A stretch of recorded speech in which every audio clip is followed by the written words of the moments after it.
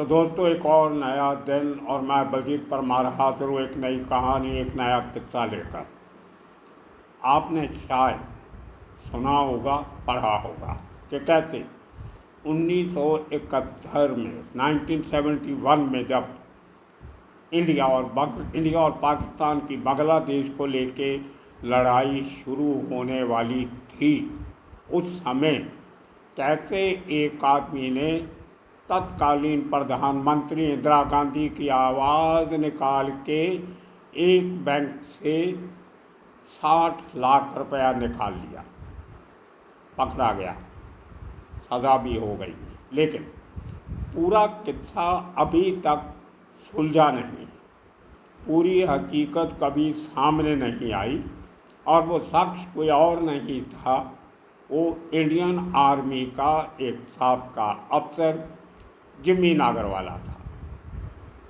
वैसे पूरा नाम तो उसका रुस्तम सोहराब नगरवाला था, लेकिन उसके पहले एक और सीनियर नगरवाला हुआ करते थे, जो एक ज़माने में मुंबई पुलिस के डिप्टी कमिश्नर ऑफ पुलिस हुआ करते थे। ये वही जिम्मी नगरवाला है जिन्होंने महात्मा गांधी के कातिल नथुराम गोडसे के केस की इन्वेस्टिगेशन की थी और उसको सज़ा दिलवाई थी। अब जिम्मी नागरवाला जो पुलिस ऑफिसर थे, वो तो बहुत ग्रेट हस्ती, बहुत बड़े आदमी। उसके बाद वो जब बॉम्बे स्टेट ख़त्म होती है, महाराष्ट्र और गुजरात बन जाता है, तो वो गुजरात काडर में चले जाते हैं और गुजरात के 12 साल तक आईजी रहते। तभी डीजीपी की पोस्ट नहीं होती थी, तो डीजीपी वहाँ के आईजीपी रहने के बाद वो भारतीय हॉकी संघ के बहुत साल तक प्रधान रहते हैं, इंडियन हॉकी फेडरेशन के। तो ये उन पुराने जिम्मी नागरवाला जी की कहानी है। और ये दूसरा जिम्मी नागरवाल, जिसका असली नाम तो सोहराब रुस्तम सोहराब नगरवाला था, लेकिन ये भी जिम्मी के नाम से मशहूर हो गया क्योंकि इसके पहले एक मशहूर जिम्मी नगरवाला थे। अब ये नगरवाला नाम भी अपने आप में बहुत दिलचस्प है। मुंबई और उसके आसपास, ख़ास तौर पे जो रास्ता गुजरात की तरफ जाता है, उस रूट पे बहुत सारे गांव, शहर, कस्बे ऐसे हैं जहाँ पे पारसियों की बहुत बड़ी संख्या रहती है। बड़े पवित्र स्थान हैं इनके बहुत सारे उस एरिया में, जैसे अमरेली हुआ, नवसारी हुआ, इस किस्म के और सारे शहर। नवसारी तो बहुत बड़ा सेंटर है पारसी कम्युनिटी का, बहुत इनके इंस्टीट्यूशन, स्कूल्स, कॉलेजेस, इनकी गिनती, और साथ में इनके पार टेम्पल्स पुराने ज़माने से वहाँ पे बसे हुए। उसके साथ ही महाराष्ट्र में नासिक की तरफ, थोड़ा दूसरी तरफ, जो वो रास्ता भी आगे गुजरात को चला जाता है, अहमदनगर करके एक शहर आता है, बहुत हिस्टोरिकल सिटी है, लेकिन बहुत कम लोग उसको अहमदनगर कहते हैं। आमतौर पे उस शहर का नाम नगर ही कहा जाता है। तो ये बहुत सारी बड़ी गिनती में पारसी कम्युनिटी उस नगर शहर में भी रहती है, पहले भी रहते थे, आज भी रहते हैं। मेरे एक मित्र हुआ करते थे मुंबई क्राइम ब्रांच के, बहुत जांबाज ऑफिसर हुआ करते थे, फिरोज़ गांजिया, नाम बड़ा अजीब लगता होगा आपको, गांजिया सरनेम था उनका, फिरोज़ उनका नाम था। और वहीं के और 3-4 और ऑफिसर भी थे, एक ईरानी थे, वो भी नगर के थे। और वहीं उसके साथ साथ सरदार लोगों की, पंजाबियों की संख्या भी वहाँ पे बहुत है। उसी नगर से, उसी शहर से मुंबई पुलिस की क्राइम ब्रांच की CIU, क्राइम इंटेलिजेंस यूनिट के एक इंचार्ज हुआ करते थे, ACP बोपाराय, वो भी नगर के थे। एक इंस्पेक्टर दलजीत सिंह हुआ करते थे जो नारकोटिक्स सेल में थे, वो भी नगर के थे। तो बहुत सारे पुलिस ऑफिसर नगर से निकल के आए हैं, बहुत ऊंची ऊंची पदों पे पहुंचे हैं। तो ये दोनों नगरवाला, इनको नगरवाला इसीलिए कहते हैं कि ये अहमदनगर के रहने वाले हैं। बहुत से लोग इनकी प्रोनाउंसिएशन जब मैं सुनता हूँ कभी तो कुछ प्रोग्राम पुराने नागर वाला कह देते हैं, नगार वाला कह देते हैं, लेकिन ये सब नगर वाला। इसी तरह नवसारी वाला है, अमरेली बहुत बड़ा इनका सेंटर है, वो भी गुजरात में पड़ता है, उसको अमरेली वाला कह देते हैं। बाकी जो इनके प्रोफेशन के नाम हैं वो उनके साथ लगा लेते हैं। कोई अपनी इनकी कास्ट सब कास्ट सरनेम नहीं है, या तो जिस शहर गांव के हैं वो साथ में लगा लेते हैं, और या जो इनका प्रोफेशन है, धंधा है, कित्ता है, वो साथ में लगा लेते हैं। जैसे दारू बेचने वाला पार्टी अपने साथ दारू वाला लगा लेगा, टायर बेचने वाला अपने आप को टायर वाला कहने लग जाता है, और जो मैकेनिक का काम करता है वो मैकेनिक बन जाता है, और जो ड्राइविंग का काम करता है वो साथ में ड्राइवर लगा लेता है। तो मैं एक बार एयरलाइन में मुंबई से मंगलौर जा रहा था इंडियन एयरलाइन से, तो पायलट की announcement I, this is your pilot driver speaking. तो पूरे प्लेन में हंसी मच गई कि प्लेन का पायलट ड्राइवर कैसे हो सकता है। बाद में पता चला कि वो पारसी थे और उनका सरनेम ड्राइवर है, शोक है। तो इसी तरह नगर वाला, नगर के रहने वाले, ये जिम्मी नगर वाला और रुस्तम। आज़ादी के पहले कुछ साल ब्रिटिश आर्मी में रहा, कोई चलते चलते देश आज़ाद हो गया, भारत की आर्मी आ गई, तो वो इंटेलिजेंस विंग में था इंडियन आर्मी की, कैप्टन के रैंक तक पहुंच गया था। और इंटेलिजेंस में था तो इसलिए कई जगह पे उसकी पोस्टिंग होती रही, कभी इधर कभी उधर। और वो काफ़ी जो हमारी इंटेलिजेंस एजेंसीज हैं, रॉ हो, RAW या intelligence, military intelligence, BSF intelligence, SSB, इस किस्म के जो अदारे हैं उनके साथ कोऑर्डिनेशन में काम करता रहा। यहाँ तक कि उसके बारे में ये भी कहा जाता है कि वो 5 साल जापान की एक एजुकेशनल इंस्टीट्यूशन में अंग्रेज़ी की शिक्षा भी देता रहा, इंग्लिश टीचर था जापान में। तो हो सकता है हमारी एजेंसी ने उसको भेजा हो वहाँ पे कवर पोस्टिंग के लिए, वहाँ से कुछ हमें चाहिए होगा। ये एजेंसियों के काम है, चलते रहते हैं, कोई इसमें बुरी बात नहीं है, सब दुनिया भर की एजेंसीज करती हैं, it's part of the business. तो वहाँ से काम करते, ब्रिटिश इंटेलिजेंस के साथ भी इसकी क्लोज रिलेशनशिप थी। और जब बांग्लादेश अनरेस्ट शुरू हुआ, बांग्लादेशियों ने अपना एक इंडिपेंडेंट कंट्री बनाने की सोची, जिसको पहले ईस्ट पाकिस्तान कहा जाता, जो आज का पाकिस्तान है उसको वेस्ट पाकिस्तान कहते थे, जो आज का बांग्लादेश है उसको ईस्ट पाकिस्तान कहा जाता था। तो जनरल के नियाज़ी उसके इंचार्ज थे आर्मी के, जो पूरी तरह बंगालियों के ऊपर हुकूमत कर रहे थे। तो बंगाली लोगों ने बगावत कर दी और उनका तख्ता पलट करने की कोशिश की, जिसमें हिंदुस्तान ने बहुत बड़ा रोल अदा किया। और वही कारण था कि आज हिंदुस्तान की मदद से वहाँ लोकल लोगों को मुक्ति वाहिनी, जो उन्होंने अपनी सेना बनाई थी, द फ्रीडम फोर्स, मुक्ति वाहिनी, उसको ट्रेन किया इंडियन आर्मी के ऑफिसर्स ने। अब जब आप किसी बड़ी गिनती के लोगों को ट्रेन करते हो, 50,000 1 लाख के लोगों को ट्रेनिंग दी जा रही है, उनको हथियार देने पड़ते हैं, उनको बारूद गोला देना पड़ता है, उनको पैसे भी देने पड़ते हैं सस्टेनेंस के लिए, तो बहुत सारे पैसे की ज़रूरत थी। तो प्राइम मिनिस्टर रिलीफ फंड में बहुत सारा पैसा जमा करवाया जाने लगा ताकि बांग्लादेश के लोगों को आज़ादी मुक्ति मिल सके, मुक्ति वाहिनी के। तो काफ़ी सारा खर्चा देश के ऊपर पड़ रहा था, लेकिन हमारी अपनी हालत इतनी अच्छी नहीं थी कि हम वो खर्चा बर्दाश्त कर सकते।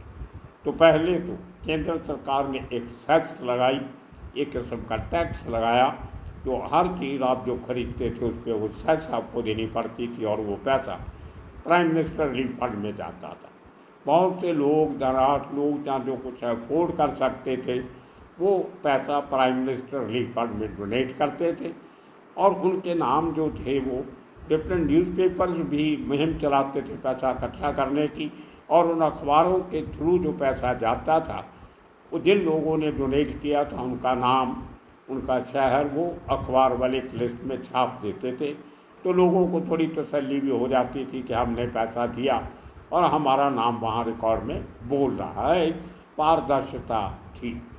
तो वो जो है एक प्राइम मिनिस्टर रिलीफ फंड की कमेटी बनी थी। उस कमेटी में एक नाम था वेद प्रकाश मल्होत्रा, और एक सिटीजन एक्शन कमेटी बनी थी, उसमें भी विजय कुमार वेद प्रकाश मल्होत्रा, दोनों कमेटीज में प्राइम मिनिस्टर रिलीफ फंड और सिटीजन एक्शन कमेटी, दोनों में वेद प्रकाश मल्होत्रा का नाम।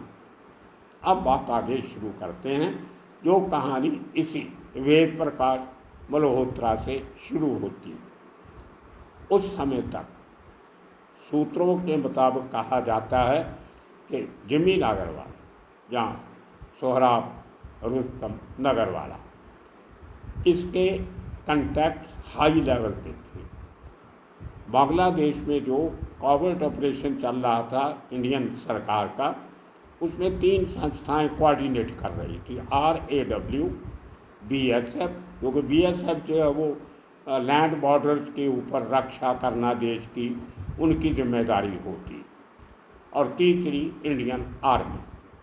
अब ये तीनों यूनिट्स के जो काउंटर इंटेलिजेंस और इंटेलिजेंस विंग्स होते हैं, उनमें बहुत सारे कोऑर्डिनेट्स होते हैं, बहुत सारे लोग काम करते हैं। उनमें से टॉप लेवल पे एक आदमी कहा जाता है कि यही जमीन अग्रवाला था। और मज़े की बात यह है कि जो उस समय BSF के DG थे, जो बहुत नज़दीकी से बांग्लादेश ऑपरेशन देख रहे थे भारत की तरफ से, वो भी पारसी थे, रुस्तम जी।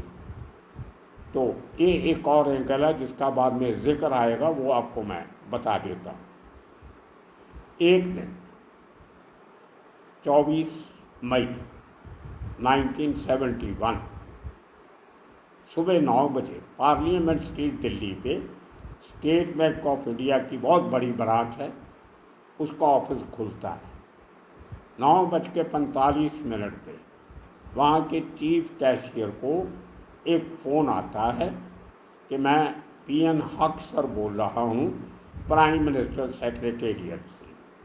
अब आपको बता दें कि ये PN हक सर जो थे, ये प्राइम मिनिस्टर इंदिरा गांधी के प्रिंसिपल सेक्रेटरी थे, बेसिकली जम्मू कश्मीर के रहने वाले थे। तो बहुत लोगों को मालूम था he was the second most important person in the country after the prime minister. उन दिनों में अख्तर साहब का बहुत बड़ा नाम था। तो वो फ़ोन आता है स्टेट बैंक ऑफ इंडिया की पार्लियामेंट स्ट्रीट ब्रांच के चीफ कैशियर को कि मैं अक्सर बोल रहा हूँ और मैडम आपसे बात करेंगी, मैडम प्राइम मिनिस्टर। तो मैडम प्राइम मिनिस्टर फ़ोन पे बात करती है, जो ये चीफ कैशियर सुनता है, और सुनने के बाद वो मैडम को ठीक है माता जी कह के फ़ोन बंद कर देता है। और ये शख्स कोई और नहीं था, वही वेद प्रकाश मल्होत्रा था, जो असल में स्टेट बैंक ऑफ इंडिया में चीफ कैशियर का काम कर रहा था उस ब्रांच में। अब जो आदमी ऑलरेडी प्राइम मिनिस्टर ऑफिस के साथ जुड़ा हुआ है, वही आदमी उस बैंक का चीफ कैशियर है उस ब्रांच का, उसको फ़ोन आया था और उसको कहा क्या गया था वो आप सबको मालूम है। उसके मुताबिक माता जी और madam prime minister Indira Gandhi ने कहा कि मेरा एक आदमी आएगा, उसको आपने 60 लाख रुपया इमीडिएटली दे देना, और ये पैसा हमें बांग्लादेश ऑपरेशंस के लिए चाहिए, देश के लिए चाहिए। आप इस पैसे का इमीडिएटली अरेंजमेंट करो, और मेरा आदमी का जो आएगा, जो भी उसका कोड वर्ड होगा बांग्लादेश का बाबू।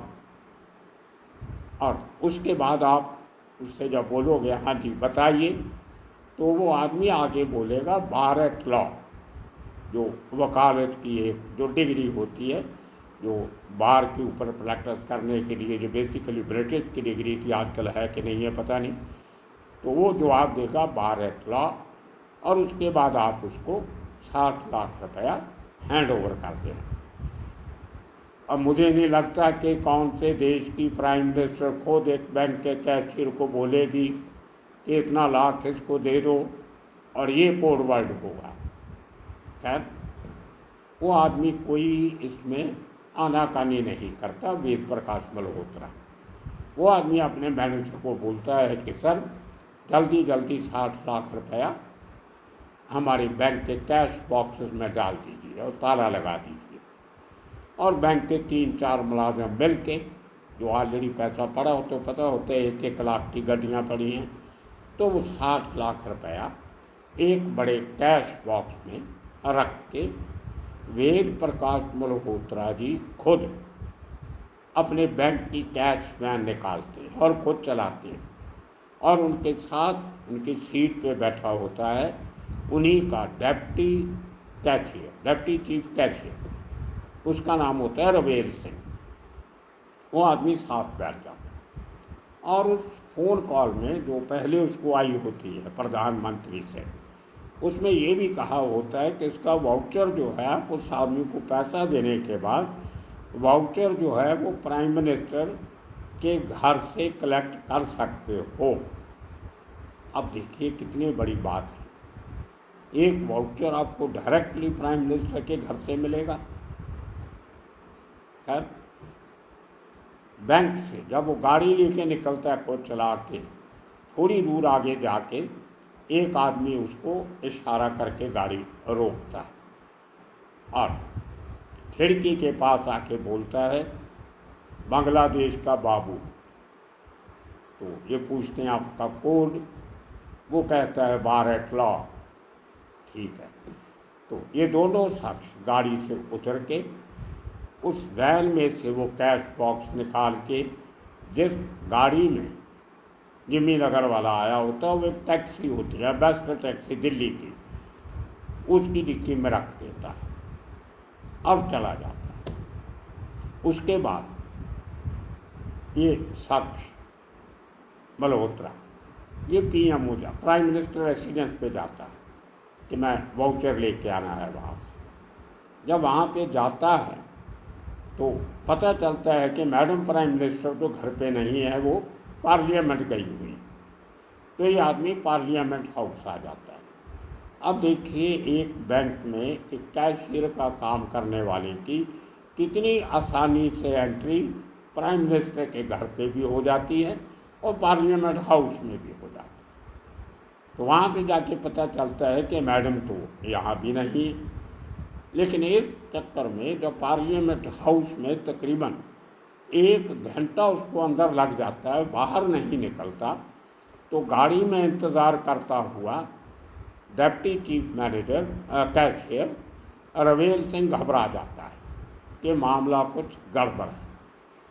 वो वहाँ से निकल के रोड क्रॉस करके पार्लियामेंट स्ट्रीट पुलिस स्टेशन चला जाता है और वहाँ पे कंप्लेंट दर्ज करवा देता है कि मुझे लगता है कि हमारा 60 लाख कोई इंसान ठगी मार के ले गया, और वो पूरी कहानी भी सुना देता। अब एक जूनियर पुलिस ऑफिसर थाने में बैठा, बिना आप सोच पड़ताल किए वो FIR दर्ज कर लेता है और दर्ज करके एक वायरलेस मैसेज फ्लैश कर देता है कि इस तरीके से 60 लाख की चोरी या ठगी डकैती बैंक में हो गई है, और एक शख्स जिसका इस किस्म का हुलिया है, जो उसको रवेल सिंह ने बताया था, वो आदमी मोस्ट प्रोबेबली एक टैक्सी में कहीं ना कहीं घूम रहा होगा, उसकी तलाश करो। अब ऐसा ड्रामा हो गया जिसकी किसी को कोई आशा नहीं थी। और थोड़ी देर के बाद जब मल्होत्रा की PN अख्तर से मुलाकात होती है पार्लियामेंट ऑफिस में PMO के, वो कहते हैं मैंने तो कोई फ़ोन किया नहीं है था। तब तक अख्तर साहब के पास ये खबर आ गई होती है कि पुलिस में शिकायत हो गई। वो हाथ खड़े कर देते हैं, मैंने तो कोई फ़ोन नहीं किया, ना मैडम ने किया है। हम ऐसा कर ही नहीं सकते, हमारे हाथ में नहीं है। ये उसका कहना है मल्होत्रा का अपनी स्टेटमेंट में। अब प्राइम मिनिस्टर से उसके बाद इसकी मुलाकात नहीं होती। अफसर साहब कहते हैं हमने फ़ोन नहीं किए, और जिम्मी नगर वाला पैसा लेके चला गया। बात यहाँ ख़त्म नहीं होती। उसके बाद एक दूसरे नगर में जाके, दिल्ली की दूसरी कॉलोनी में जाके, जिम्मी नगर वाला एक घर में जाता है और उसमें से एक सूटकेस मांग के लाता है बड़े साइज का। वो टैक्सी वाले को मालूम है कि यह इस घर के अंदर गया था, सूटकेस ला के रख देता है पिछली सीट पे। थोड़ा आगे जाके उस टैक्सी को छोड़ देता है, एक नोट का भरा हुआ ट्रंक और ये घर से लाया सूटकेस वो एक दूसरी टैक्सी रोक के उसमें रख लेता है, और पहला टैक्सी वाला चला जाता है। दूसरे टैक्सी वाले के सामने जिम्मी नगर वाला ट्रंक में से पैसे निकाल के सूटकेस में रखता है टैक्सी वाले के सामने, और टैक्सी वाला हैरानी से पूछता भी है कि साहब इतना पैसा? वो बोलता है हम सरकारी आदमी हैं, ये बांग्लादेश ऑपरेशन के लिए चाहिए। तो देखिए, एक आदमी जो पैसा लेके जा रहा है वो क्लू के ऊपर क्लू छोड़ते जा रहा है। पहले उस घर में जाना, सूटकेस लेना जो टैक्सी वाले को मालूम है, उसके बाद दूसरी टैक्सी लेना, कहाँ से ली वो भी पहली टैक्सी वाले को मालूम है, और दूसरी टैक्सी वाले के सामने पैसा ट्रांसफ़र कर रहा है और बता भी देता है कि ये बांग्लादेश ऑपरेशन के लिए चाहिए। और उसके साथ वो पैसा भर के उसको लेके वो ओल्ड दिल्ली में एक पारसी धर्मशाला, उस पारसी धर्मशाला में चला जाता है, बैग उतार के रख लेता है। अब इधर जो पुलिस कंप्लेंट हो गई थी तो पूरी दिल्ली में तहलका मच गया। दोपहर होते होते पूरा मीडिया और दिल्ली पुलिस उस टैक्सी को ढूंढने लगी जिस टैक्सी में इसने आदमी ने पहले जो टैक्सी हायर की थी। अब प्रेस वाले पूरी अटकलें चल रही हैं। स्टेट बैंक ऑफ इंडिया में 60 लाख की लूट, ठगी, डाका, चोरी, जो मर्जी कह लो। अब अंदर की बात तो किसी को पता नहीं थी क्या हुआ। तो करते करते अब पुलिस वाले जवाब क्या दें, आदमी मिल नहीं रहा। फाइनली रात के 9:30 बजे ऐसा ऐसा पर्दे खुलने लगते हैं। पुलिस वाले पहली टैक्सी ट्रेस कर लेते हैं। पहला टैक्सी वाला उनको लेके उस घर में जाता है जहाँ से सूटकेस लिया होता। वो लोग बताते हैं कि हाँ जी हम जानते हैं जिम्मी नगर वाला को, बहुत सीनियर हमारे पुराने फैमिली रिलेशन हैं, लेकिन हमें नहीं मालूम किसके लिए लेके गया। वो हमसे सूटकेस मांगने आया, हमने दे दिया। वो तो रुका भी नहीं, बाहर ही खड़ा रहा। खैर कन्फर्म हो गई बात टैक्सी वाले की। करते करते रात के 8 साढ़े 8 बजे दूसरा टैक्सी वाला भी मिल गया। उसने अपनी कहानी सुना दी कि मेरे सामने उसने पैसा ट्रांसफ़र किया। वो सूटकेस उसने बता दिया कि वहाँ से जो लिया था उसमें रखा। उससे छोड़ा, उसने बोला हमने पारसी धर्मशाला में छोड़ा, वो भी दिखा दिया। वहाँ गए, वहाँ से पता चला कि वो आदमी तो दिल्ली एयरपोर्ट के लिए निकला है। वो कहानी लगती नहीं, असल में जिम्मी नगर वाला उसी धर्मशाला से पकड़ा गया था। क्योंकि अगर वहाँ पे दिखाते तो लोकल विटनेस के वो पंचनामे वगैरह आर्लम करने पड़ते, तो इसलिए एक वेग की जगह बता दी कि एयरपोर्ट के नज़दीक when we was on way to the airport, उसको उन्होंने पकड़ लिया और पूरे का पूरा पैसा रिकवर हो गया। जिम्मी नगर वाला पकड़ा गया। 9:30 बजे ये बात कंफर्म हो जाती है रात को कि वो आदमी पकड़ा गया। और रात के 12 बजे उस समय मुंबई के दिल्ली के आईजी पुलिस, तभी पुलिस कमिश्नर नहीं हुआ करते थे, तो आईजी पुलिस जो थे वो प्रेस कॉन्फ्रेंस करते और प्रेस वालों को पूरी जानकारी दे देते। ये पूरा केस ट्रेस करने में सबसे बड़ा योगदान डाला था एक इंस्पेक्टर कैशप, दिल्ली पुलिस। वो और काफ़ी सारे ऑफिसर थे, लेकिन फाइनली जो सबसे बड़ा जो काम किया था इसको पकड़ने में, ढूंढने में, अरेस्ट करने में, वो इंस्पेक्टर कैशिप ने किया। अब पकड़ के बंद कर दिया जेल में। उसके बाद दूसरे दिन कोर्ट में पेश किया जाता। अब देखिए, हिंदुस्तान का पहला ऐसा केस होगा जो आपको बताने जा रहा हूँ। इसकी पूरी प्रोसीडिंग नॉर्मली इस किस्म के आरोपी को लोग पुलिस कोर्ट में लेके जाती हैं। पहले पुलिस रिमांड मिलता है, उसके बाद पूरी एफआईआर के ऊपर जो एफआईआर के बाद जो इंक्वायरी की जाती है उसके बेस चार्जशीट फाइल की जाती है, फिर ट्रायल शुरू हो जाती है, प्रोसिक्यूशन डिफेंस के बहस होती है। इसका लपाओ आपको सबको मालूम है। लेकिन इस केस में देखिए, तुगलकी फरमान हो गया, अजीब किस्म की कोर्ट में कार्रवाई होती है। इस आदमी को जैसे ही कोर्ट में पेश किया जाता है, बाकी लोगों को निकाल दिया जाता है। कोर्ट इन कैमरा ट्रायल होती, प्रेस नहीं, फालतू वकील नहीं, कुछ नहीं। ये आदमी कोर्ट के अंदर पहले से ही पुलिस वालों ने इसका, जब इसकी कस्टडी में था, एक वालिया बयान लिखवा लिया, कन्फेशनल स्टेटमेंट उसने लिख के दे दी, ये हुआ और मैंने किया, इसमें किसी और का कोई हाथ नहीं। मैंने इंदिरा गांधी की आवाज़ निकाली, मैंने ही पीएन हक्सर की आवाज़ निकाली, उनका कोई पीएमओ का इसमें रोल नहीं है। मुझे बैठे बैठे ये ख्याल आया कि इस तरीके का काम किया जा सकता है, तो मैंने स्कीम बनाई और कर दिया। मैं इंटेलिजेंस ऑफिसर हूँ, तो मेरे पास दिमाग बहुत है, तो मैंने ये कर लिया और किसी इसमें को लेना देना नहीं। तो जज साहब ने वो कन्फेशनल स्टेटमेंट पढ़ी, 2-4 इससे सवाल किए और पूरे 10 मिनट के बाद इस आदमी को 4 साल की सज़ा सुना दी और 1000 रुपये का जुर्माना लगा दिया और भेज दिया दिल्ली की तिहाड़ जेल में। अब देखिए, जिस आदमी के फ़ोन से बैंक का कैशियर 60 लाख रुपया दे सकता है, क्या आप मान सकते हो कि ये पहली बार हुआ होगा? इसका मतलब ये है कि वो पैसा प्राइम मिनिस्टर रिलीफ फंड का होगा, जिसमें वेद प्रकाश मल्होत्रा उस कमेटी में है, रिलीफ फंड कमेटी में। तो उसको प्राइम मिनिस्टर ऑफिस से हिदायत होगी कि जब कभी हम पैसा मंगाएं उस रिलीफ फंड से, तो आपने लेके आना। तो उसको पूरा प्रोसीजर पता था। और ये नगर वाला क्योंकि पीएमओ के साथ काम करता रहा था ऑपरेशन में, जिसमें RAW, BSF और आर्मी कोऑर्डिनेट कर रही थी, उसमें ये भी उन बांग्लादेशी लोगों को ट्रेनिंग में, उनको हथियार देने में बहुत बार पहले बांग्लादेश जा आया था, काम कर रहा था।